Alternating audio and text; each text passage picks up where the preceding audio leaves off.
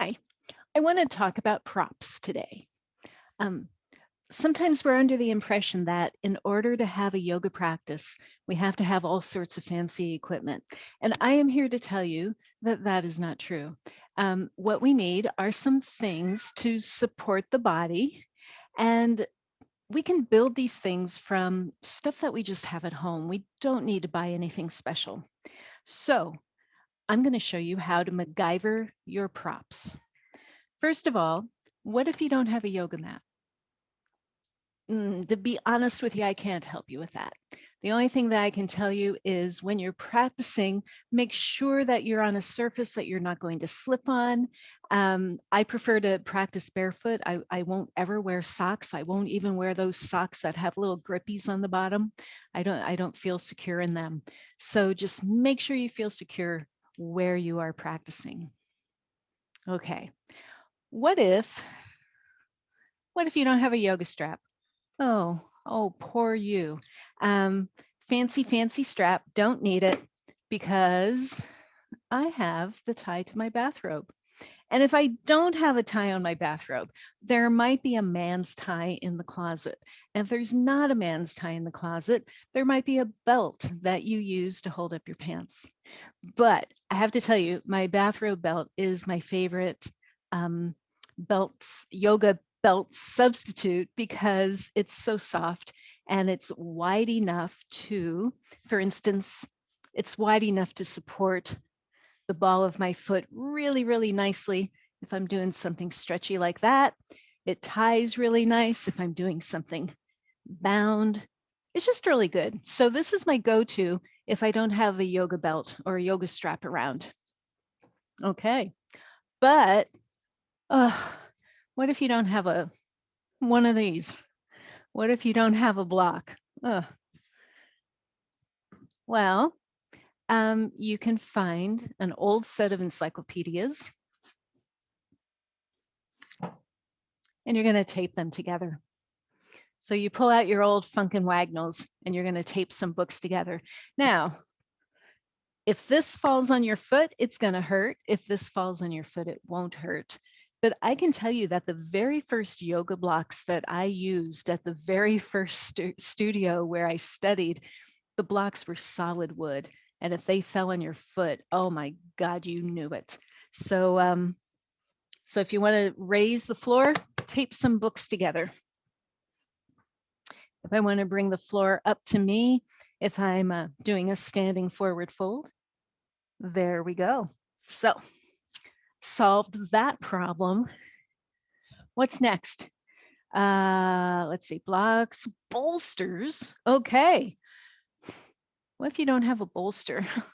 And I love my bolster. I really do. It's the perfect, this is like a junior size bolster. I love it.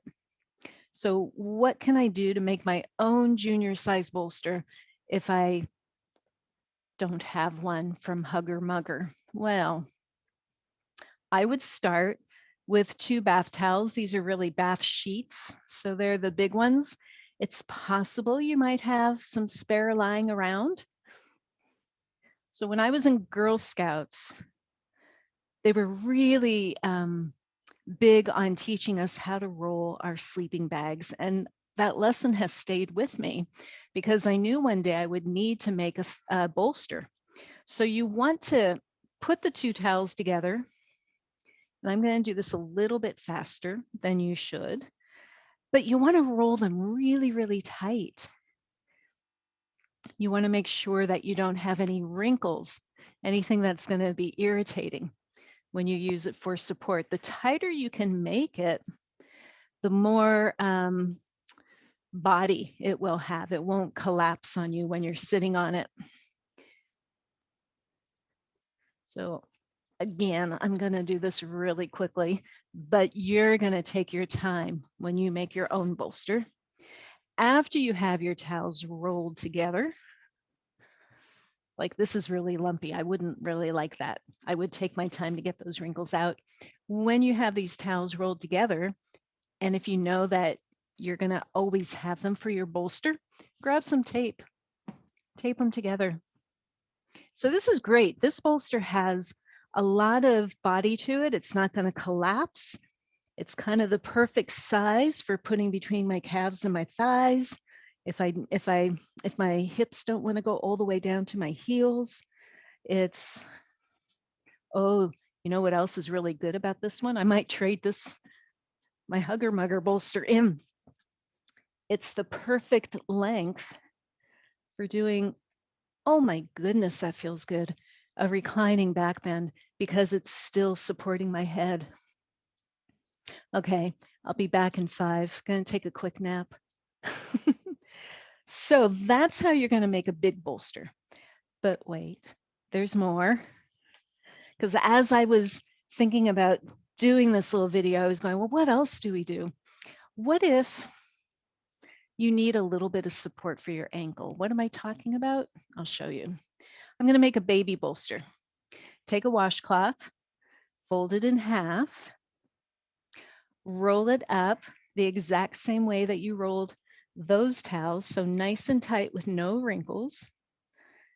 And you would want 2 of these, not just one. You would want 2 because if you have 2 feet, if you have 2 ankles. Baby bolster. Why? Why would I ever need this? Well, what if you were trying to sit on your heels, but your feet don't like to extend? You put a little bolster right at your ankle joint. And can you see the difference? If I don't have the bolster, big extension in the ankle. If I put the bolster at my joint, less extension, and my ankle joint feels that much better. You could also use these baby bolsters for wrist support. If I have my hand flat on the floor, my wrist is really flexed. If I elevate the heel of my hand, there's less flexion. So I'm a big fan of the baby bolster. 2 washcloths taped together. But wait, there's more. And I think Bruce the cat is going to make an appearance at some point. What am I going to do with this tea towel? Well, I'm also a big fan of the knee bagel. And I owe thanks to my student, Sarah, who walked in to class one day with a bag full of stuff that she brought to class. And she pulled out this thing and we decided to call it a knee bagel. You take a tea towel, you roll it diagonally. And again, I'm doing this really quickly because I'm trying to keep this video under 10 minutes. So you're rolling it slowly. You're not putting any wrinkles in it.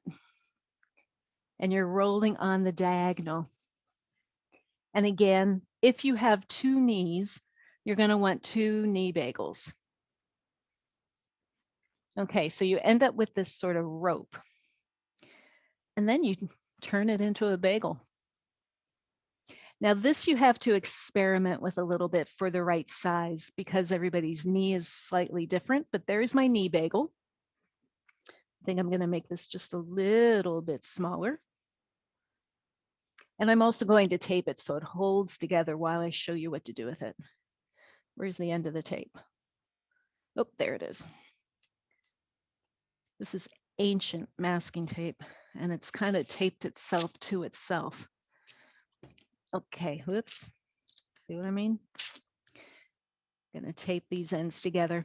And if you decide to make baby bolsters for your ankles and your wrists, and if you decide to make a knee bagel, I really encourage you to tape it really well, not just with masking tape, but maybe that, what's it called? Gaffer's tape, you know, that thick silver stuff, just so it holds together and lasts a while for you. Okay, so you've got your knee bagel. I think you can guess by now what I'm going to do with it.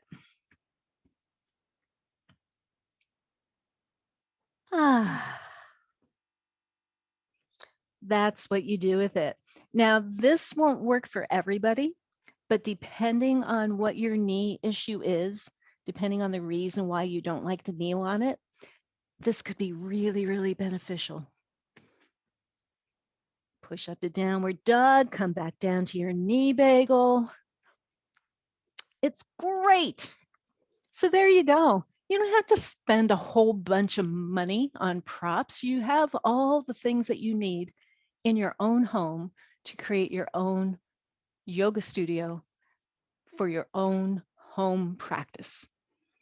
And I think I covered everything that I wanted to cover, and I think I did it in less than 10 minutes. Yay for me.